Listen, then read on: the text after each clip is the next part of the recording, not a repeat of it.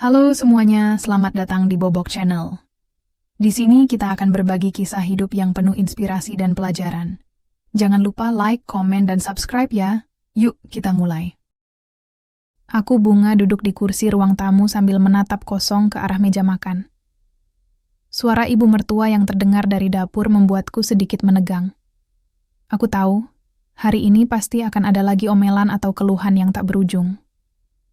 Sudah hampir 1 tahun aku menikah dengan Yulio, dan sejak awal pernikahan, kami memutuskan untuk tinggal bersama ibu mertua.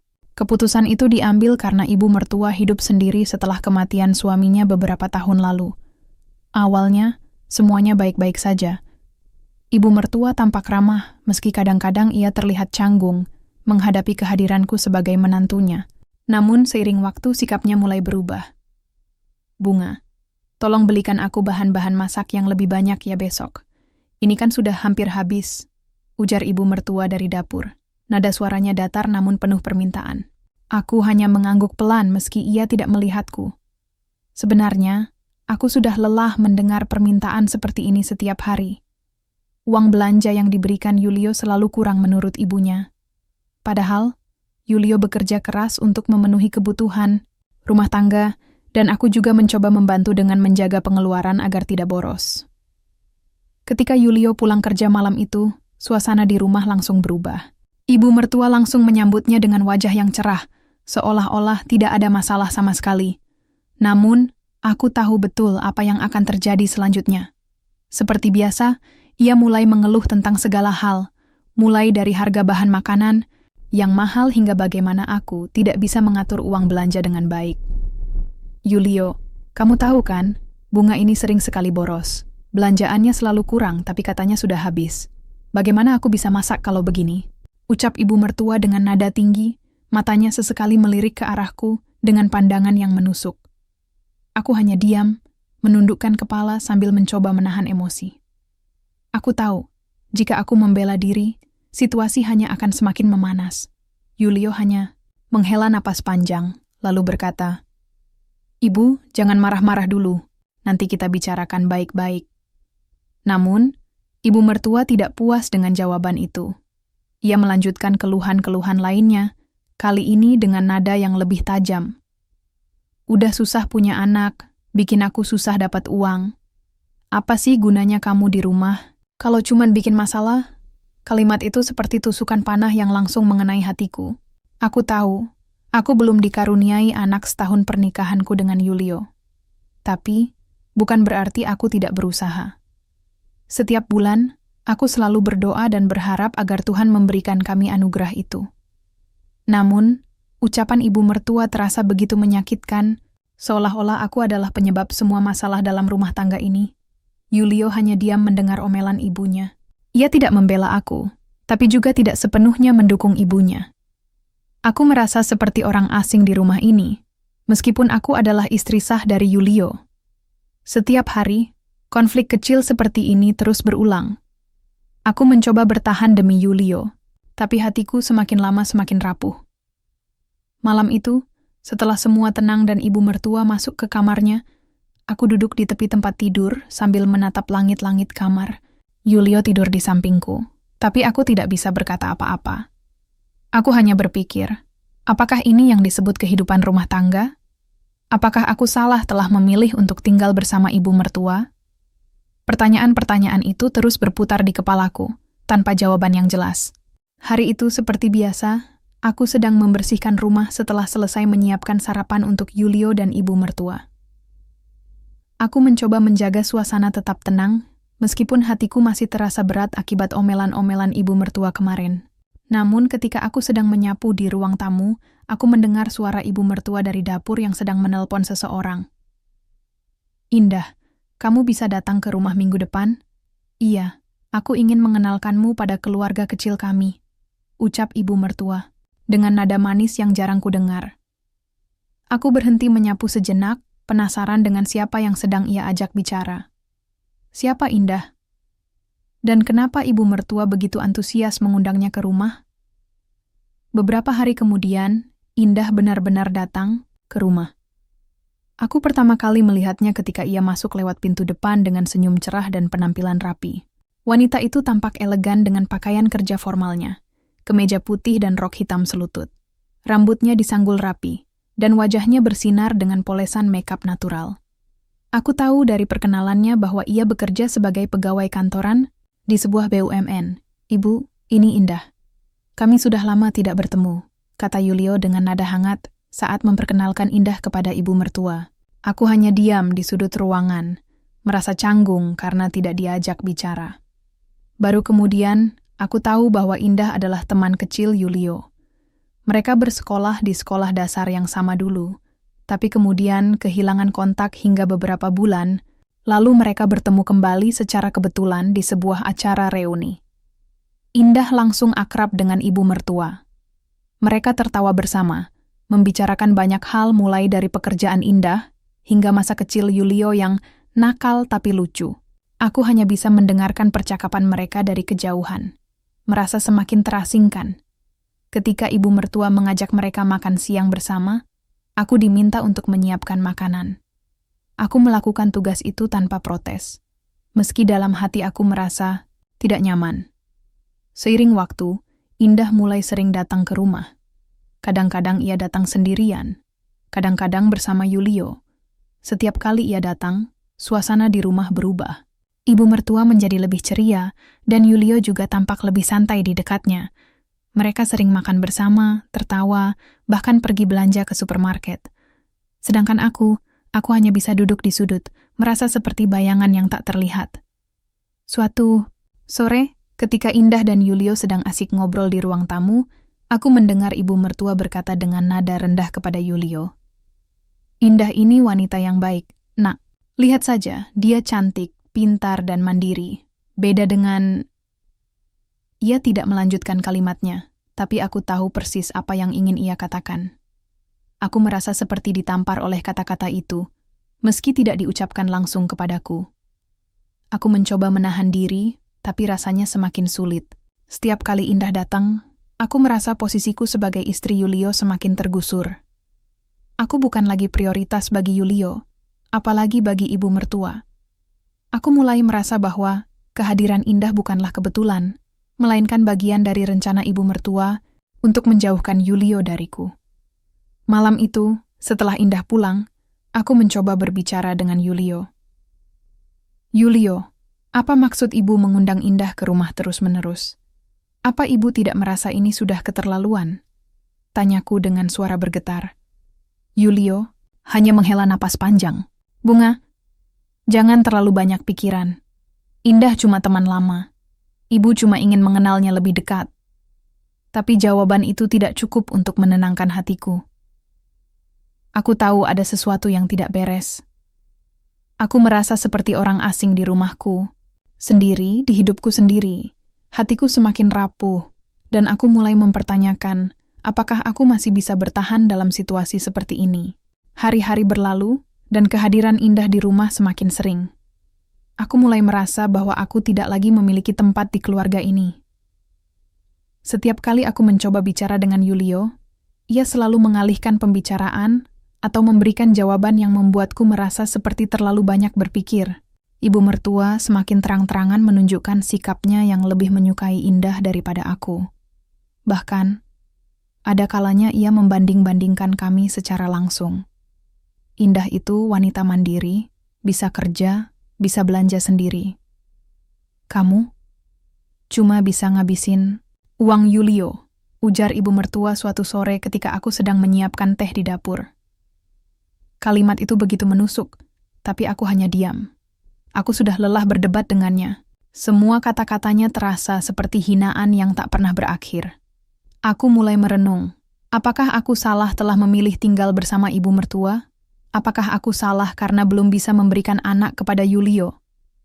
Pertanyaan-pertanyaan itu terus menghantui pikiranku. Namun, yang paling menyakitkan adalah rasa kesendirian yang semakin dalam. Yulio tampak semakin jauh dari aku, seolah-olah ia lebih nyaman berada di dekat Indah daripada di sisiku. Suatu malam, setelah semua orang tidur, aku duduk di tepi tempat, tidur sambil menatap kosong ke arah jendela.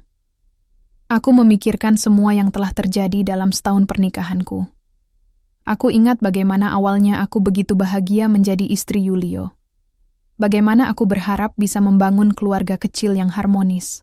Tapi kini, semua itu terasa seperti mimpi buruk yang tak kunjung berakhir. Aku memutuskan untuk pergi. Aku tidak bisa lagi bertahan dalam situasi seperti ini. Keesokan harinya, aku mengumpulkan barang-barangku yang paling penting dan meninggalkan rumah tanpa memberitahu siapapun. Aku tahu ini bukan keputusan yang mudah, tapi aku merasa inilah satu-satunya cara untuk melindungi diriku dari semua tekanan dan rasa sakit ini.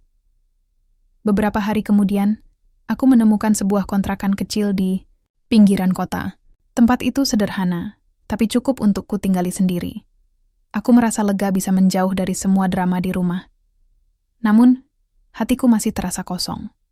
Aku merindukan Yulio, meski aku tahu hubungan kami sudah tidak seperti dulu lagi. Suatu sore, ketika aku sedang duduk di teras kontrakanku, aku mendengar suara ketukan di pintu. Aku membuka pintu dan terkejut melihat Yulio berdiri di sana.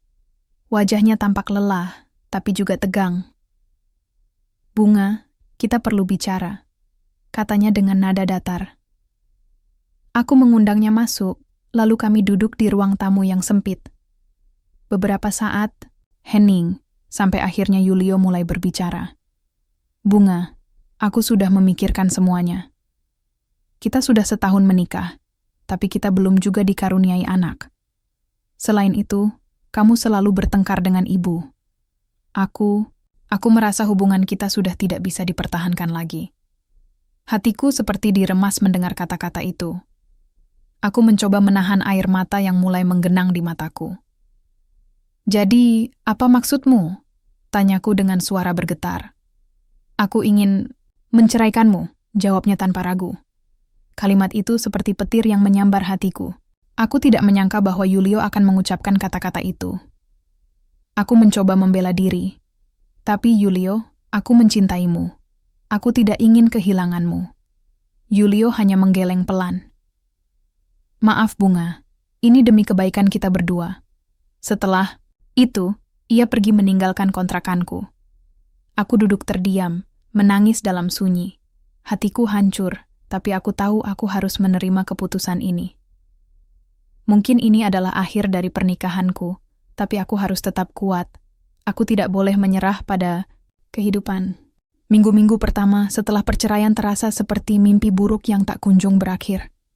Aku, Bunga, duduk di kontrakanku yang sederhana, merenungi semua yang telah terjadi.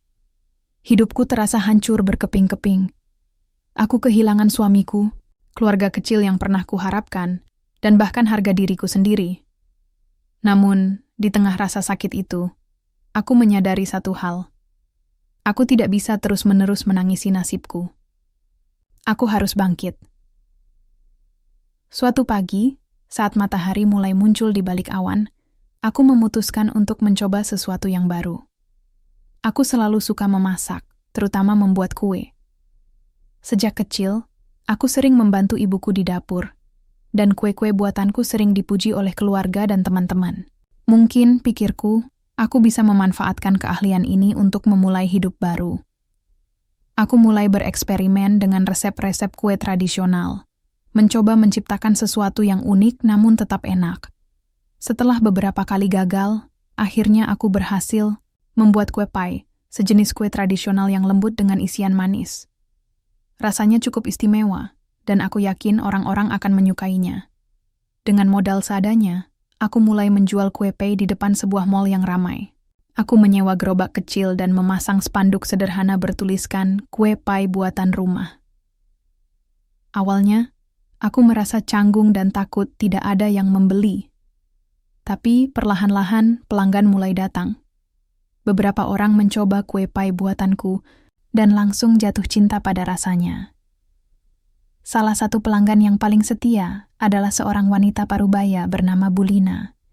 Ia datang setiap hari bersama anaknya, Satria, seorang pria muda yang tampak ramah dan sopan.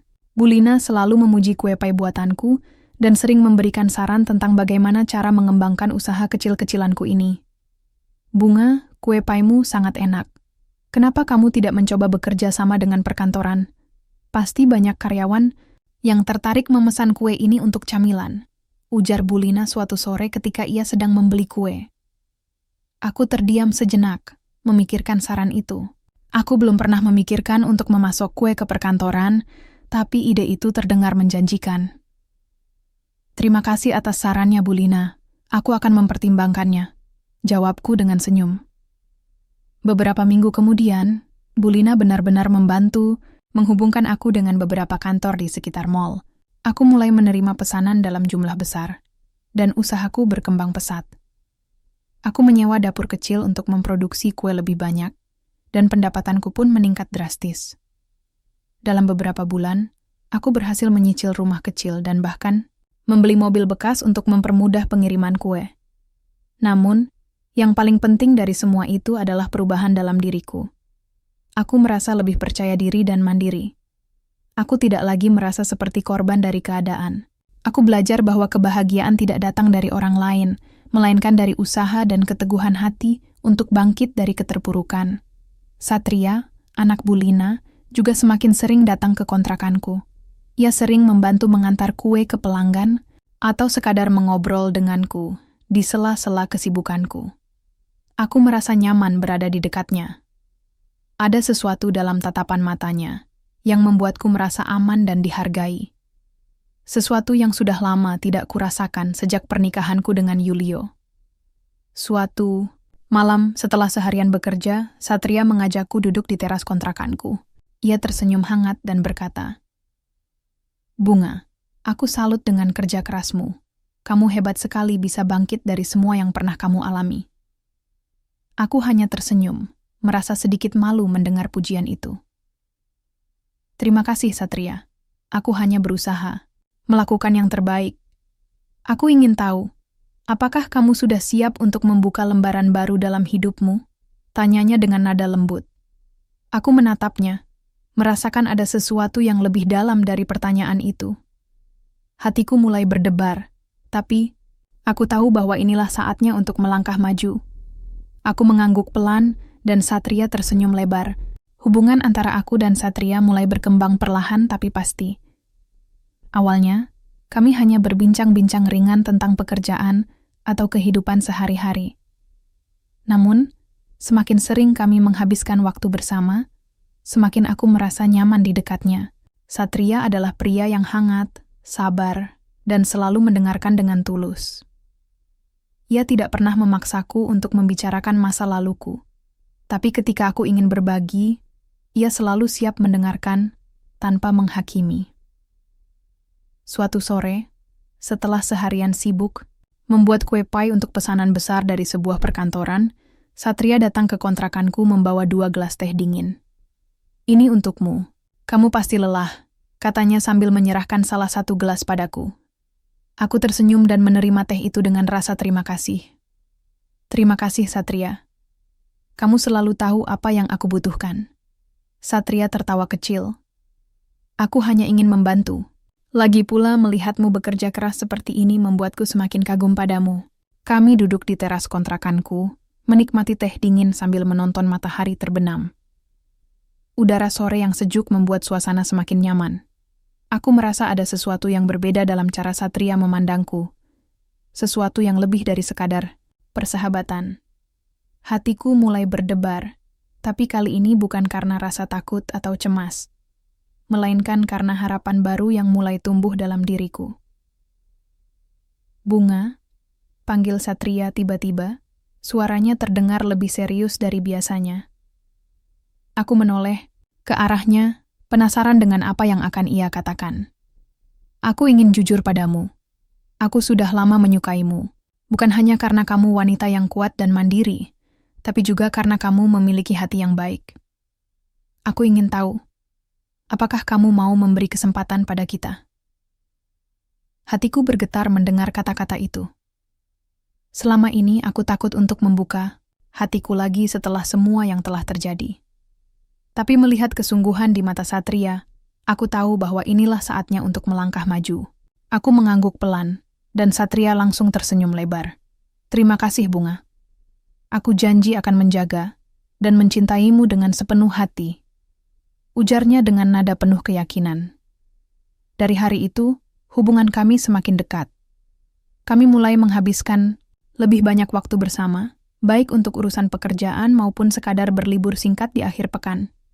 Satria sering membantu mengantar kue pai ke pelanggan, dan kadang-kadang ia bahkan ikut membantu di dapur. Aku merasa seperti menemukan pasangan yang benar-benar memahami dan mendukungku. Beberapa bulan kemudian, Satria melamar aku di bawah pohon rindang di halaman rumah baruku. Ia berlutut dengan cincin kecil di tangannya, matanya penuh dengan cinta dan harapan.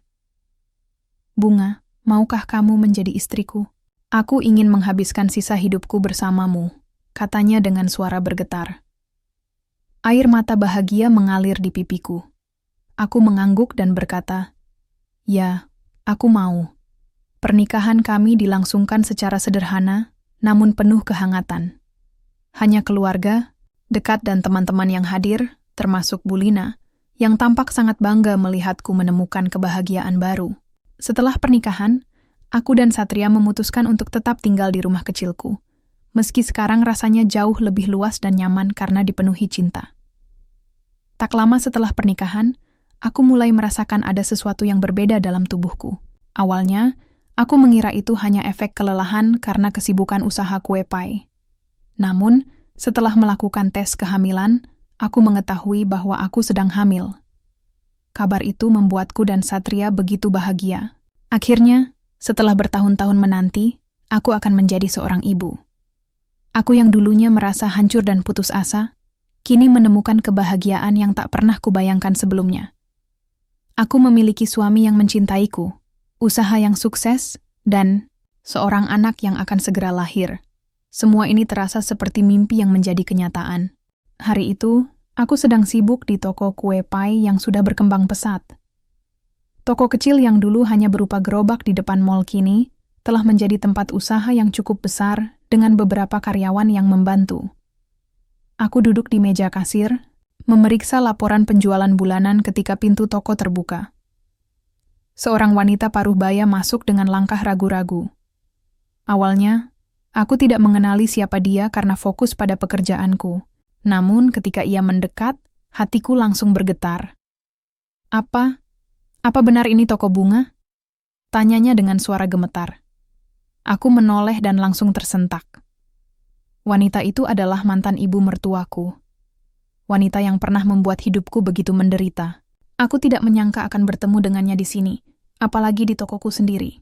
Ia tampak lebih tua dari yang kuingat. Rambutnya mulai memutih, dan wajahnya penuh kerutan. Ada sesuatu dalam tatapannya yang berbeda. Seolah-olah ia membawa beban berat yang tak bisa ia ungkapkan. "Bu," kataku pelan, masih terkejut melihat kehadirannya. Ia menghela napas panjang sebelum akhirnya berkata, "Bunga, maafkan aku. Aku tidak tahu kalau ini tokomu. Aku hanya ingin membeli kue untuk dibawa pulang." Aku tersenyum tipis, mencoba menenangkan diri. "Silakan, Bu. Silakan dipilih. Kue pai kami banyak pilihan rasanya." Namun, setelah memilih kue, ia tidak langsung pergi. Ia malah duduk di salah satu kursi di sudut toko. Matanya memandang sekeliling dengan ekspresi yang sulit diartikan. Akhirnya, ia menghampiriku lagi dan berkata dengan nada rendah, "Bunga, aku harus bicara denganmu." Aku mengangguk, meski hatiku masih waspada. Kami duduk di meja kecil di sudut toko, jauh dari pendengaran karyawan lain. Suasana hening sejenak sebelum akhirnya ia mulai berbicara. "Bunga, aku datang kemari bukan hanya untuk membeli kue. Aku ingin minta maaf padamu," katanya dengan suara bergetar. Aku salah besar. Dulu aku terlalu egois dan iri padamu.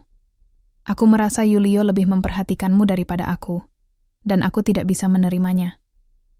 Aku memfitnahmu, menyakitimu, bahkan membuatmu meninggalkan rumah. Aku sangat menyesal. Hatiku terasa seperti diaduk-aduk mendengar pengakuannya. Aku tidak menyangka bahwa wanita yang dulu begitu keras dan angkuh kini duduk di hadapanku dengan air mata berlinang, meminta maaf atas semua yang telah ia lakukan. "Aku juga menyesal tentang Indah," lanjutnya dengan suara semakin lirih.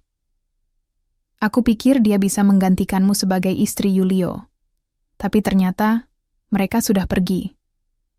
Indah dan Yulio meninggalkan rumah beberapa bulan lalu, dan mereka tidak pernah mengirim uang atau memberi kabar. Aku tinggal sendirian, tanpa siapa-siapa. Aku baru sadar betapa bodohnya aku dulu. Aku diam sejenak, mencerna semua yang ia katakan. Hatiku masih menyimpan bekas luka dari perlakuannya, tapi melihat penyesalan yang begitu tulus di matanya, aku merasa tidak punya alasan untuk tidak memaafkannya. Bu, aku sudah memaafkanmu, kataku dengan suara pelan namun tegas. Aku tidak akan pernah melupakan apa yang terjadi, tapi aku juga tidak ingin terus-menerus hidup dalam dendam. Aku sudah menemukan kebahagiaanku sendiri sekarang. Aku punya Satria, usaha ini, dan seorang anak yang akan segera lahir. Aku harap ibu juga bisa menemukan kedamaian. Mantan ibu mertua menangis terseduh-seduh mendengar kata-kataku. Ia menggenggam tanganku erat, seolah-olah mencari kekuatan dari sentuhan itu. Terima kasih, Bunga. Terima kasih sudah memaafkanku. Aku harap kamu selalu bahagia. Kamu pantas mendapatkannya. Setelah itu ia pergi meninggalkan tokoku dengan langkah yang lebih ringan. Aku duduk diam sejenak, merenungi semua yang telah terjadi. Aku tidak pernah membayangkan bahwa pertemuan ini akan berakhir seperti ini, dengan permintaan maaf dan rekonsiliasi. Beberapa minggu kemudian, aku dan Satria sedang duduk di teras rumah, ketika aku merasakan tendangan lembut dari bayi dalam perutku. Aku tersenyum, merasakan kehidupan baru yang tumbuh di dalam diriku. Satria memegang perutku dengan penuh cinta, dan kami saling bertukar pandang dengan senyum bahagia. Kita akan menjadi keluarga yang hebat, katanya dengan nada penuh keyakinan. Aku mengangguk, merasa yakin bahwa masa depanku akan penuh dengan cinta, kebahagiaan, dan kedamaian. Aku sudah melewati badai besar dalam hidupku, dan kini aku siap untuk menjalani sisa hidup dengan penuh syukur.